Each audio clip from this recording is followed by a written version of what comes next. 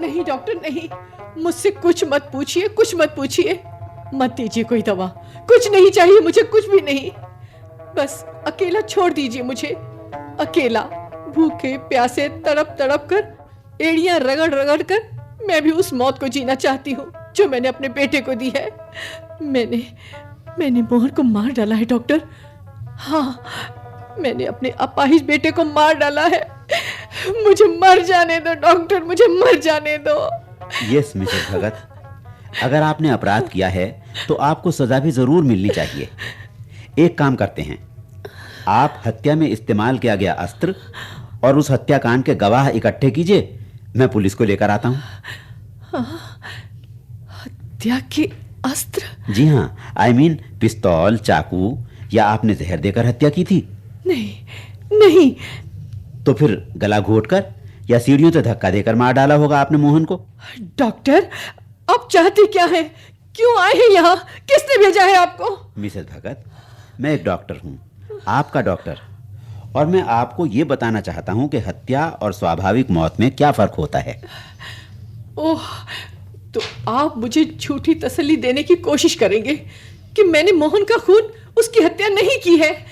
लेकिन उससे पहले मैं इस सब के बारे में आपके मुंह से सुनना चाहूंगा। बोलिए ना मिसेस भगत, जब तक आप नहीं बताएंगे मुझे क्या पता चलेगा, बोलिए ना। क्या बोलूं डॉक्टर साहब, कैसे बताऊं? एक एक शब्द के साथ दिल का कतरा कतरा बाहर आ जाएगा। मोहन की उम्र क्या थी? यही कोई 27 वर्ष। और परिवार में और कौन कौन है? एक बेटी है मेघना, मोहन से 5 साल छोटी।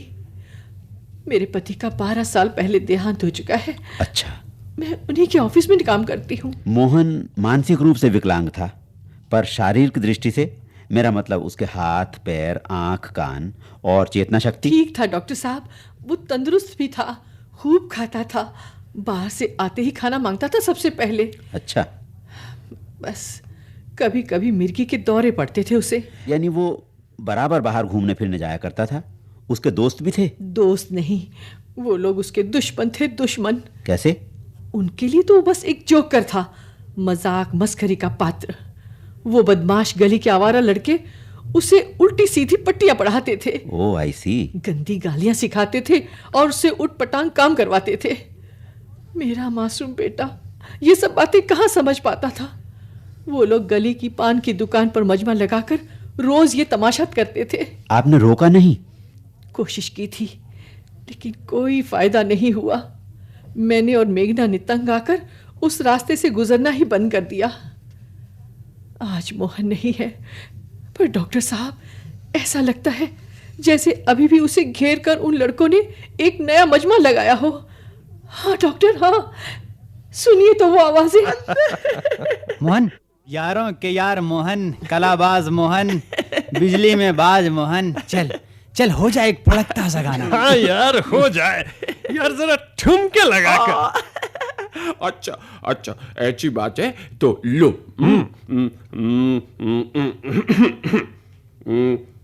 छोटीची नगली, छोटा चा बाग, उच मेरे ता दद्दू दात, दद्दू दात भाई, दद्दू दात, टूटी है खात, चला दनी आत, चला दनी आत। अबे तानसेन, सुर में गा, सुर में। अच्छा ठीक है, अभी चुल में गाता हूँ। हाँ। देखो, दद्दू जात को लगी अंगाई, मेले चिल्लाया, गंजी लुगाई, गंजी के क्या चलावे, दद्दू चाते दोनों तलावे। वाह, वाह, वाह, तलावे। वाह वाह वाह वाह वाह, वाह। क्या गाया है। आगे चुनो, आगे चुनो। अच्छा। गंजी को दे नौ नौ हाथ, दद्दू जोड़े दोनों हाथ, दोनों हाथ। मोहन, मोहन वो देख क्या पटाखा लड़की, बजा दे सीटी, बजा दे। चीटी। अबे दाना फेंक, दाना। अच्छा अच्छा, ए जाने मान, अकेले अकेले कहाँ चली? हमें भी साथ ले लो, ले लो। देखो ना, चली गई। फिर से गाना गाता हूँ। हाँ हाँ, जोर से एक फड़कता हुआ गाना गा। अच्छा अच्छा अच्छा गाता हूँ। पापा कहते हैं भला नाम करेगा, बेटा हमारा भला काम अबे करेगा। पागल, बंद कर अपना गधा राग। ये गाना गाएगा तो लोग भीख देंगे, भीख मंगा समझकर। क्या? और लड़कियां दूसरे रास्ते से फुर हो जाएगी, समझा? अबे कितनी उम्र है तेरी? मालूम नहीं। ए, शादी करेगा? हाँ करूंगा। फिर क्या करेगा? तू बताना बताना मोहन बताना। बच्चे, जा घर जा, घर में जो कोई हो उससे पूछ लेना।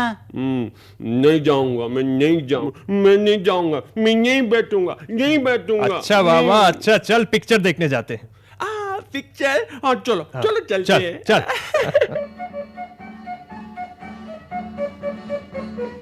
दद्दू जात को लगी अंगाई, मेरी चिल्लाई।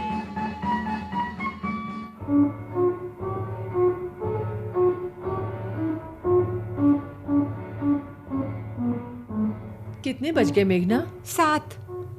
अभी तक मोहन नहीं आया, पान की दुकान पर भी नहीं है। ओफो मम्मी, क्यों फिक्र करती हो? वो बच्चा नहीं है, आ जाएगा। आज नहीं तो कल, और भूखा भी नहीं रहेगा। जरूरत पड़ी तो हाथ फैला लेगा, भीख मांग लेगा। पता नहीं मेरे बाद उसका क्या होगा। मम्मी, उसमें जिंदा रहने की अकल है। तुम्हारे इस तरह घुल घुल कर मरने से कोई सोल्यूशन नहीं निकलेगा। मन को तसल्ली दो कि इलाज में हमने कोई कसर नहीं रखी। लोगों रिश्तेदारों के कहने के बावजूद पागल खाने में नहीं भेजा। मोहन पागल नहीं है बेटी, इतने कठोर शब्द मत बोल। जब वो पैदा हुआ था कितने सपने देख डाले थे हमने, क्या क्या नहीं सोचा था। बचपन में चुपचाप पड़ा रहता था तो हम खुश होते थे कि देखा कितना समझदार है, कितना शांत रहता है, माँ बाप को जरा भी परेशान नहीं करना चाहता। तब किसे मालूम था ये चुप रहना कितना बड़ा सन्नाटा खींच देगा हमारी जिंदगी में। ओफो मम्मी, इन बातों को दोहराने में अब क्या होगा? सब डॉक्टर हार चुके हैं, कोई भी उसे सामान्य जिंदगी नहीं दे सकता। मेरे भी कान पक गए हैं रोज रोज तुम्हारा दुखड़ा सुनते सुनते। हाँ मेघना, शायद तू ठीक कहती है। मोहन शायद कभी पूरा सामान्य आदमी नहीं बन पाएगा, लेकिन कभी मुझे विश्वास था कि प्यार और सेवा से मैं वो चमत्कार भी कर दूंगी जो चिकित्सा की भाषा में असंभव है। मैंने उसे इसीलिए पुनर्वास केंद्र नहीं जाने दिया, उसकी हर जरूरत को समझने और पूरा करने की कोशिश की। मोहन उतना एबनॉर्मल भी तो नहीं था जितने मैंने वैसे स्कूलों में देखे हैं। आज मोहन में कोई हीन भाव तो नहीं है।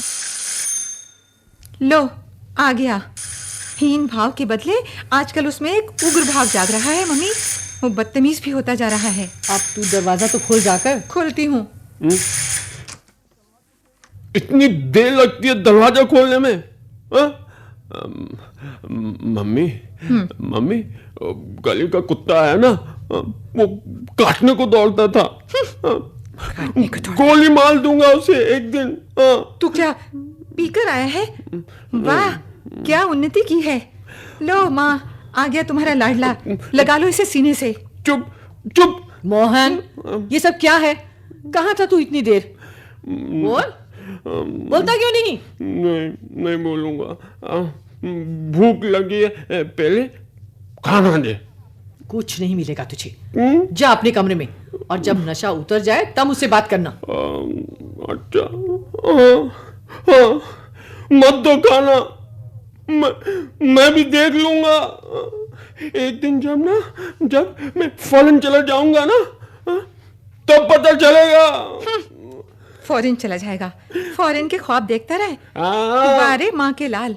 हाँ, जाऊंगा, लाख रुपये कमा के लाऊंगा। अच्छा। शादी कर लूंगा, बीबी लाऊंगा। बीवी लाएगा? तुम लोगों को तो मेरी परवाह नहीं है ना? चुप मतलबी कहीं के, चुप मतलबी।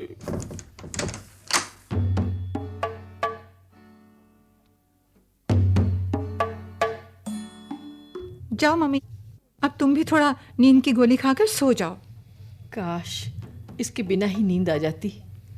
जा उसका खाना पहुंचा दे वहीं कमरे में।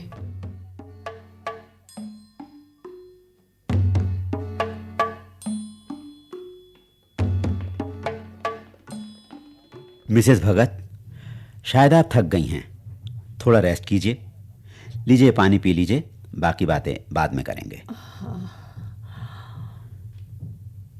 Thank you doctor. क्या आप अब सोना चाहेंगी? नींद का इंजेक्शन दे दूं? नहीं नहीं डॉक्टर साहब, मेरे भीतर बहुत दर्द जमा है और वो दर्द मुझे सोने नहीं देगा। डॉक्टर, ऐसी कोई दवा दो कि वो दर्द बाहर निकल जाए। मिसेस भगत, आप कुछ दिनों के लिए छुट्टी लेकर कहीं घूम आइए। मेरा मतलब किसी शांत हिल स्टेशन में। कौन सा हिल स्टेशन आपको पसंद है? मोहन के पैदा होने के बाद कहीं जाने का मौका ही नहीं मिला। कुछ साल तो सब कुछ उसके इलाज में खर्च करते रहे और बाद में पाई पाई की कंजूसी ये सोचकर करते रहे कि कल पता नहीं कितने रुपयों की जरूरत पड़ जाए। मिसेस भगत, आप कहती हैं आपका बेटा शारीरिक रूप से स्वस्थ था, बस मिर्गी के दौरे पड़ते थे कभी कभार, हट्टा कट्टा भी था। हाँ। आपने उम्र कितनी बताई? 27। 27। तब तो दाढ़ी मूंछ आई गई होंगी। हाँ, शेविंग करता था वो। अच्छा, कोई और बदलाव आपने नोट किया उसमें? कैसा बदलाव? जैसे विपरीत सेक्स के प्रति आकर्षण? शिकायतें आती थी डॉक्टर साहब कि वो राह चलती लड़कियों पर कभी कभी कमेंट पास करता है, गंदे इशारे करता है, मगर मैंने इसे कभी गंभीरता से नहीं लिया। क्यों? मुझे लगा वो ऐसा दूसरों के सिखाने पर करता होगा। मोहल्ले के आवारा लड़के उससे उल्टे सीधे काम करवाते रहते थे। अच्छा। इसलिए मेरा ख्याल था कि ये सभी वो बिना सोचे समझे कर देता होगा। अच्छा, मोहन की कोई और असामान्य हरकत आपको याद आती है? I mean, जिसे पहले आपने अनदेखा कर दिया हो? नहीं। याद कीजिए, मोहन अड़ोसी पड़ोसियों के साथ कैसे मिलता था, आपके साथ कैसा व्यवहार करता था? जब आप दफ्तर से लौटती थी, खुश होता था या गुस्सा करता था? आपको कभी गाली देता था?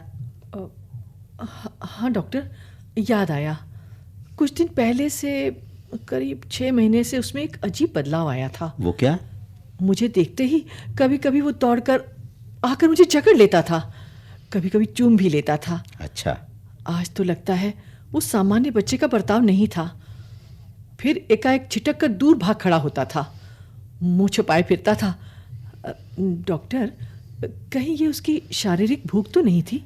मेरे ख्याल से इसे एक माँ और औरत के बीच रिश्ते की तलाश का द्वंद्व कह सकते हैं। उसकी मौत के पहले, यानी 1-2 दिन पहले भी ऐसी कोई घटना घटी थी? बोलिए मिसेस भगत, प्लीज। अच्छा, तो रहने दीजिए, आज काफ़ी रात हो गई है, अब मैं चलता हूँ, बाकी बातें बाद में कर लेंगे।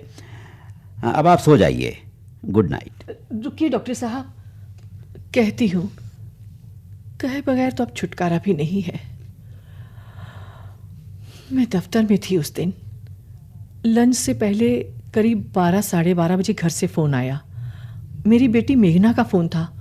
वो बहुत घबराई हुई थी और मुझे फौरन घर पर आने को कह रही थी। तू साफ साफ बताना, बात क्या है? मम्मी, फोन पर कुछ मत पूछो, बस तुम जल्दी से आ जाओ। मोहन कहाँ है? वो ठीक है ना? सच बताना। वो ठीक है और घर पर ही है। तुम बताओ कब तक आ रही हो? ओफो मम्मी, जल्दी बोलो ना, फोन कट जाएगा। फोन कट जाएगा? हाँ। तू नीरू आंटी के घर से बोल रही है ना? नहीं, पब्लिक बूथ से? अच्छा, तू फोन रख और घर जा, मैं फौरन निकलती हूँ। उफ, पता नहीं क्या बात है, साफ साफ कुछ बताती ही नहीं।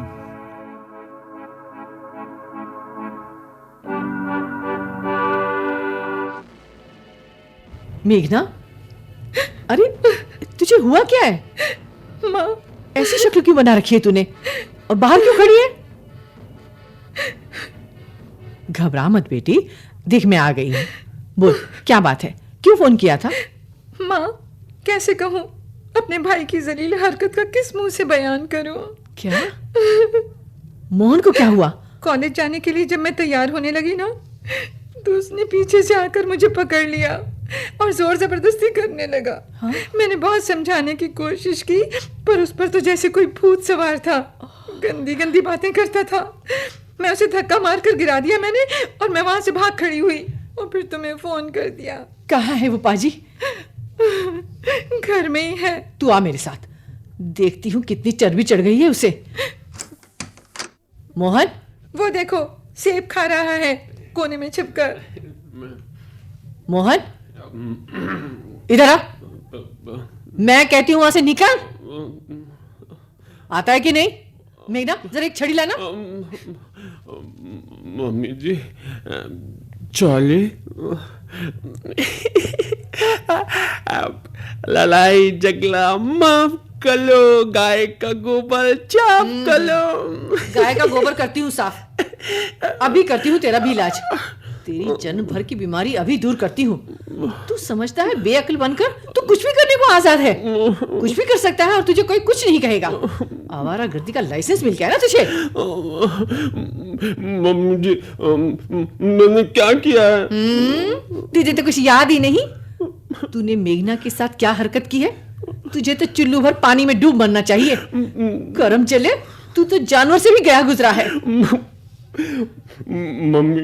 मम्मी, मैंने ना कोई गंदी बात नहीं की है। मम्मी, मैं तो उसे प्यार कर रहा था। अब फिल्म में देखा है ना कल, और जानती हो वो गुस्से में आ गई। मैंने तो कुछ भी नहीं किया। देना मेघना, जरा छड़ी मेरे हाथ में देना तो। आज तेरी दवा यही है। डॉक्टर कहते हैं तू लाइलाज है, मगर तेरी बढ़ती बीमारी का इलाज मेरे पास है। तेरा इलाज जरूरी है, वरना तू सबका जीना हराम कर देगा। नहीं मम्मी, मत मारो मुझे। तूने पिछले 27 सालों से मेरे नाक में दम कर रखा है। मैंने तेरे लिए हर खुशी को ठोकर मार दी, और आज तो अपनी बहन को ही सताने जा रहा था। नालायक, आज मैं तुझे नहीं छोड़ूंगी। मत मारो मुझे, मत मारो। अरे मम्मी, इसे कुछ नहीं होगा, गेंडे की खाल है इसकी, बस तुम्हारा ब्लड प्रेशर बढ़ जाएगा। रहने दो। आज मैं कुछ फैसला करके ही रहूंगी। करम चले, दूर हो जा मेरी आंखों के सामने से। जा उस कमरे में। मैं जानती हूँ तुझे क्या सजा मिलनी चाहिए। चल उधर, चल। मम्मी, चल यहाँ से। अरे जा तो रहा हूँ, मारती क्यों है? चल। मार के साला शरीर दुखा दिया तुमने। देख, आज तूने जो हरकत की है ना, उसकी सजा ये है कि तेरा खाना पीना बंद, सब कुछ बंद, और तू भी पूरे 24 घंटे इस कमरे में बंद रहेगा। कोई तुझे नहीं खोलेगा। पड़ा रह यहाँ और सोच तूने ऐसा क्यों किया। मम्मी, मुझे अंदर बंद मत करो, दरवाजा खोलो। मैं कसम खाता हूँ दोबारा ऐसी गलती नहीं करूंगा। इतनी जल्दी होश आ गया तुझे? बेटे अभी और सोच। मम्मी, दरवाजा खोलो। नहीं खुलेगा दरवाजा। खोलो। चिल्ला, जितना चिल्ला सकता है चिल्ला। ठीक है, मैं नहीं तो दरवाजा तोड़ दूंगा, सारे घर में आग लगा दूंगा। तू सुन रही है? हाँ, सुन रही हूँ। मैं तोड़ दूंगा। तोड़ दे, लगा दे आग। खुद भी जल मरेगा। मैं ऐसे नहीं मरूंगा, तुम दोनों को मार के मरूंगा, गोली मार दूंगा, इस घर को बर्बाद कर दूंगा। तुम लोगों को मेरी परवाह नहीं, तो मैं भी तुम्हारी परवाह नहीं करता। सारी चीजें तोड़ दूंगा।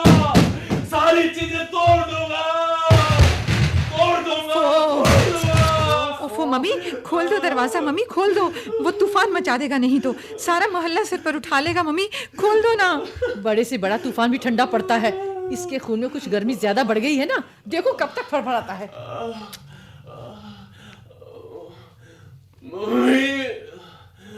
मम्मी, पानी दे। बेदर्द औरत, बड़ी बेदर्द है तू। अपने बेटे को बिना बात पत्थर पड़ रही है तू। भगवान तुझे देख रहा है। तू क्या मेरी सौतेली माँ है?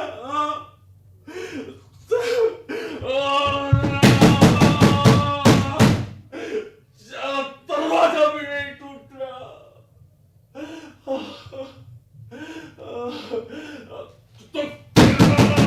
तूने सुना कि नहीं? मम्मी,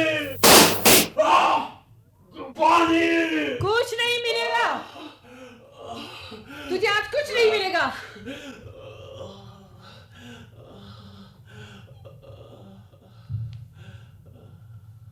चुप हो गया, अकल ठिकाने आ गई शायद। यही है उसका एकमात्र इलाज। बहुत खुला घूम लिया। आवारा लड़कों के साथ सारा दिन बैठा रहता है और सारी गंदगी इसके भेजे में जमा होती रहती है। कोई ड्रामा नहीं चलेगा आज। अकेला पड़ा रहे और दिमाग में जोर दे। कुछ सोचने की कोशिश कर। जैसे तुझे खराब बातें सूझती हैं वैसे ही अच्छी बातें भी सूझेंगी। ओफो मम्मी, अब तुम भी शांत हो जाओ ना, बहुत हो गया। देखा, अब शांत हो गया ना। सो गया होगा या फिर घुटनों में मुंह छिपाए बैठा सोच रहा होगा, पछता रहा होगा किए पर। कल सुबह जब दरवाजा खोलूंगी ना, एक आज्ञाकारी बालक की तरह सिर झुकाए बाहर निकलेगा। चलो।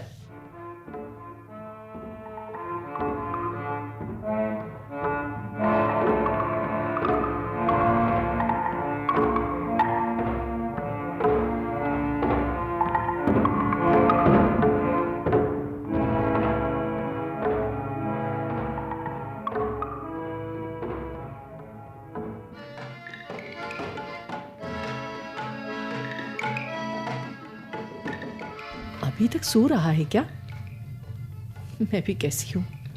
रात को एक बार तो दरवाजा खोलकर झांक लेना चाहिए था। उठ गई मेघना? कितने बजे है मम्मी? 6:45। मैं उसका दरवाजा खोल लूं। लगता है सजा कुछ ज्यादा सख्त हो गई।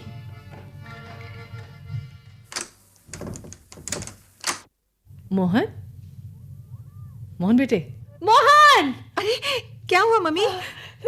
देख क्या हुआ? देख, उसके मुंह से झाग, सिर से खून। अरे मम्मी, मैं डॉक्टर को बुलाती हूँ। तुम जरा पानी के छींटे मारो, शायद बेहोश हो गया है। मोहन बेटे, मोहन, आंखें खोल। तुझे क्या हो गया मोहन?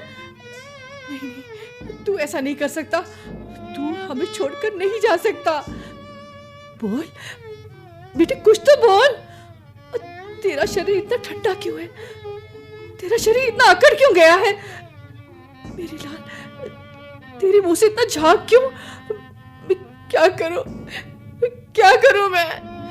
हे भगवान, ये मैंने क्या कर डाला? अपने बेटे को मार डाला।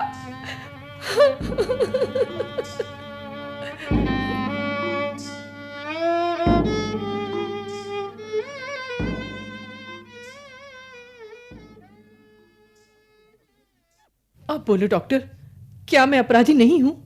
आपका डॉक्टर ठीक वक्त पर आया था? हाँ, 10 मिनट के अंदर। क्या कहा था उसने? कहा था कि उत्तेजना में उसे मिर्गी का दौरा पड़ा होगा, गिरकर सिर फट गया और उसी दौरे ने उसकी जान ले ली। मेरा मोहन तड़प तड़प कर मर गया और मुझे पता भी नहीं चला। ओह, आई सी। बोलो बोलो डॉक्टर साहब, क्या मैं अब भी अपराधी नहीं हूं? मिसेस भगत, इस हत्या की अपराधी सिर्फ आप ही नहीं हैं। मोहन की हत्या या मौत का जिम्मेदार हर वो व्यक्ति है जिसने उसकी उपेक्षा की, जिसने उसे समझने में भूल की, जिसने उसे आदमी ही नहीं समझा। पता नहीं उस दिन क्या हो गया था मुझे। मैं अपने पर बिल्कुल काबू नहीं कर सकी थी। 26-27 साल तक जैसे रखा, जैसे सहा, वैसे ही उस दिन भी सह लेती तो आज इतना दुख ना होता। शायद ये दिन भी न देखना पड़ता। नहीं मिसेस भगत, नहीं। गलती आपने सिर्फ उस दिन नहीं की। गलती तो आप पिछले 27 सालों से करती आ रही थी और अपनी नासमझी में उन गलतियों को दोहराती आ रही थी। जी? आपकी आंखों से अपने बच्चे के लिए सहानुभूति छलकती रही। उसे अविकसित, अपंग, अपाहिज बच्चा समझकर आपकी भावुकता आपसे बड़े बड़े त्याग कराती रही। आपने अपनी जिंदगी के कीमती साल उसे दे दिए। आप उसकी हर जरूरत का समाधान बन गईं। मगर मिसेस भगत, उसको इन सब चीजों की जरूरत नहीं थी, बिल्कुल भी नहीं थी। उसको जरूरत थी अपनी दुनिया से स्वयं साक्षात्कार करने की, स्वयं अपनी जरूरतों को पूरा करने की हिम्मत पाने की, अपने अस्तित्व बनाए रखने की क्षमता जुटाने की। वही सब तो मैं सिखाती थी उसे। आपका तरीका अपना तरीका था, अपना एक्सपेरिमेंट था। नतीजा गलत निकलेगा या सही, यह आप जानती नहीं थी। लेकिन कई ऐसे इंस्टीट्यूट और रिहैबिलिटेशन सेंटर यानी पुनर्वास केंद्र हैं जहां ऐसे बच्चों को खास तौर से पढ़ाया जाता है, जीना सिखाया जाता है, उनमें आत्मविश्वास और आत्मसम्मान पैदा किया जाता है। अपने ही जैसे सैकड़ों साथियों के बीच में रहने से उनमें वो हीन भावना पैदा ही नहीं होती जो ये सभ्य समाज उन्हें देता है। डॉक्टर, आप समाज को कटघरे में खड़ा कर मेरा अपराध बोध हल्का करना चाहते हैं ना? मगर मैं कैसे भूलूं कि मुझसे गलती हुई है और मेरी गलती ने मेरे जवान बेटे की जान ली है, और यही रास्ता मुझे आत्महत्या की ओर ले जा रहा है। नहीं मिसेस भगत, नहीं। हर रास्ते के साथ कई पगडंडियां भी जुड़ी होती हैं और ये पगडंडियां भी कहीं ना कहीं ले जाती हैं। आप इन पगडंडियों पर भी 2 कदम चलकर तो देखिए, शायद मंजिल का रास्ता मिल जाए। आइए, अब मैं आपको इंजेक्शन दे दूं।